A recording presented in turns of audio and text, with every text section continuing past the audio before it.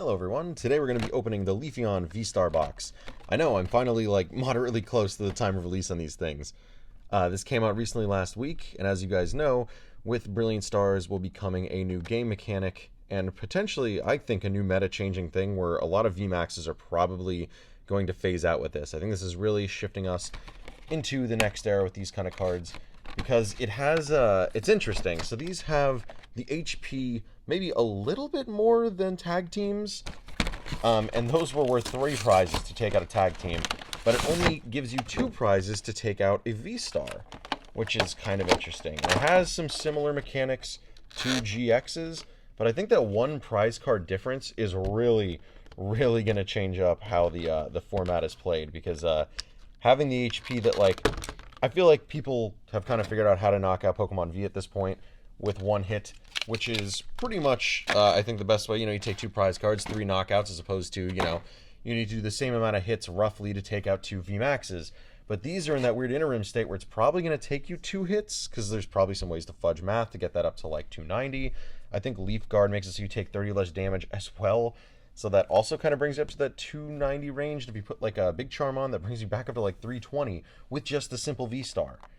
So these cards are going to be big. I kind of just wanted to cover what you get in these little boxes for 30 bucks and the first V-Star to release. And it's actually kind of good I got this one, because I know that the Glaceon, I don't want to count it out yet, but from what it seems, and oh, you do get 5. Oh, I think I only got 4 with this. All right, you know what, that brings it better, because this is like 25.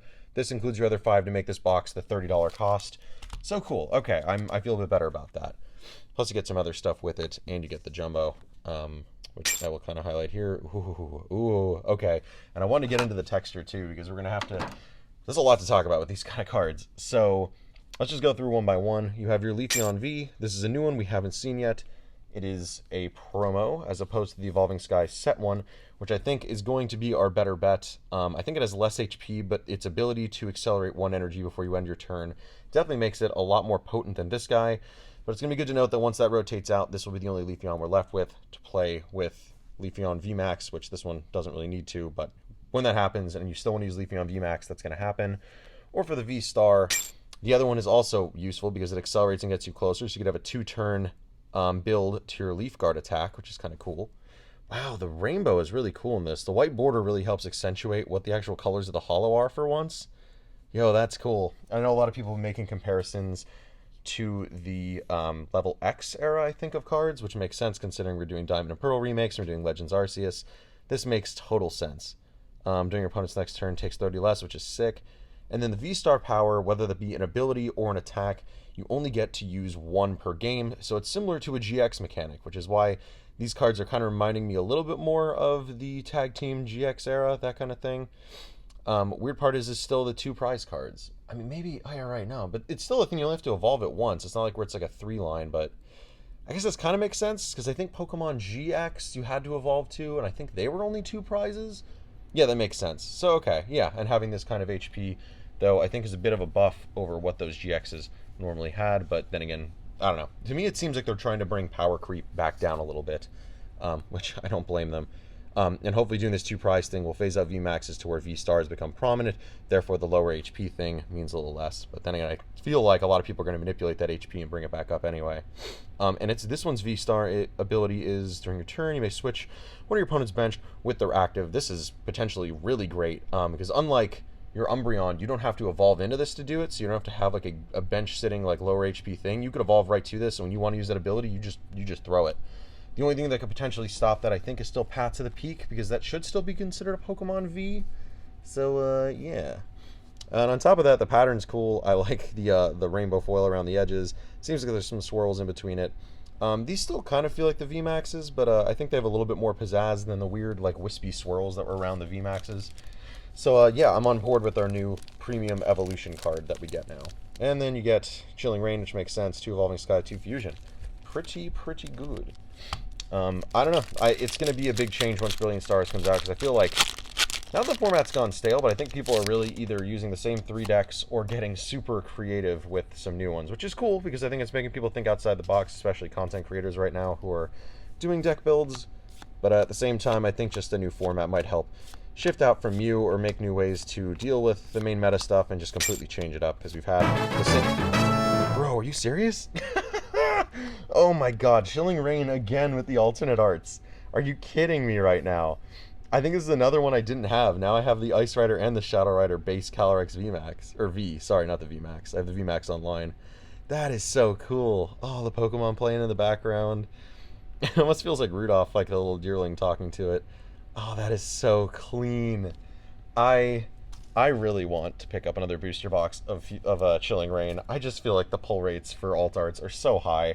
And as you guys know, I'm still looking for the the Articuno V alt art. Oh, that could have been it right there. That would have been my last pack I would have had to buy. That is the only reason I'm still going for that set.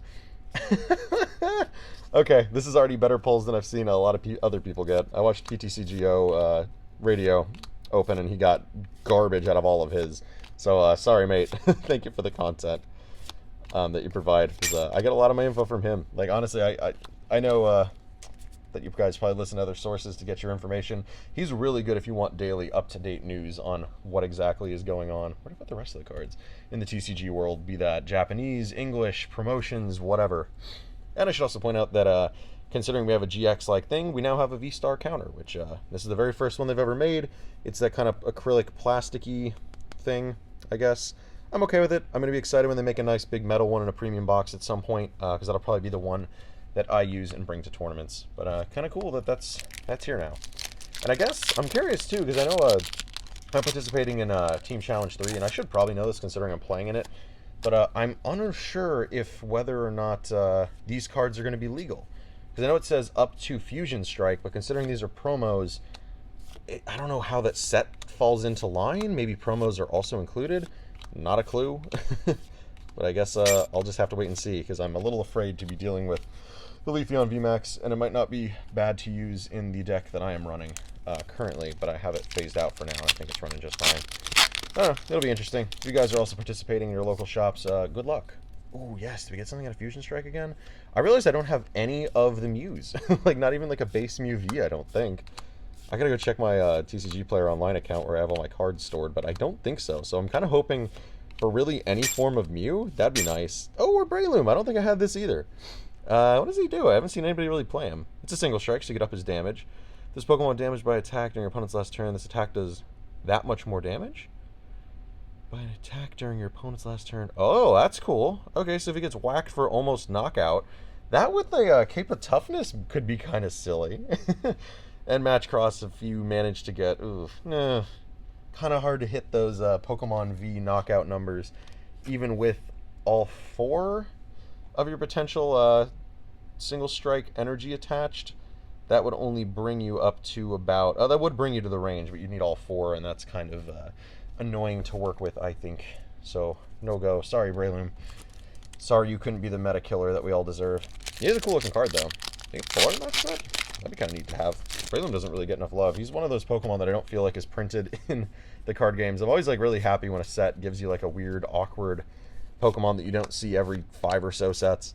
And he would definitely be one of them. I don't know when the last time Breloom had like a big fancy card was, if ever.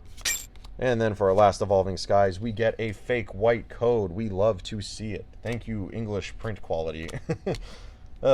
Okay, guys, well, get excited for Brilliant Stars if it's already out. Sorry, I don't know when this video is going to be live, but good luck. And good luck finding some of these. I should mention, too, I found this at GameStop for $30.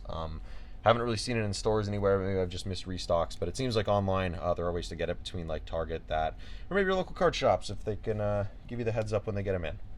Anyway, guys, I'll do a little recap, and I will see you in the next video. Peace.